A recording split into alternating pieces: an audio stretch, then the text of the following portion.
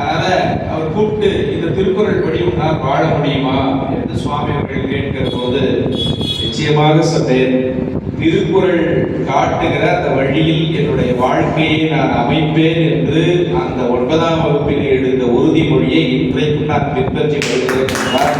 திருக்குறள் என்பது மேற்கோள் காட்ட தோன்றிய நூல் அல்ல, ஒவ்வொருவரும் மேற்கொள்ள தோன்றிய நூல்.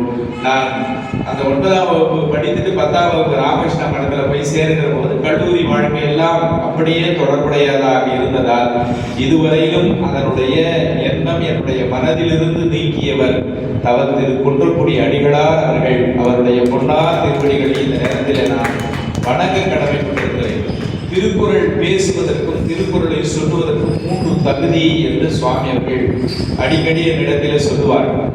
நான் அவரோடு இப்பொழுது இருக்கிற சுவாமியோடும் அப்பொழுது இருந்த சாமியோடும் சின்ன குழந்தையாக சின்ன பையனாக இருக்கிற போதே தொடர்புடையவன் என்கின்ற காரணத்தால் குன்றக்குடி சுவாமி அவர்கள் திருக்குறள் வளர் செல்வன் என்கின்ற விருதினை ஆதீனத்திலே கொடுத்து மகிழ்ந்தார்கள்.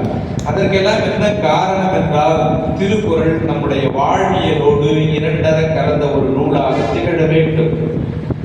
வகுப்புல நான் பாடம் நடந்த போது கூட சொல்லுவேன், 1330 திருக்குறளை திருவள்ளுவர் எழுதியிருக்கிறார்.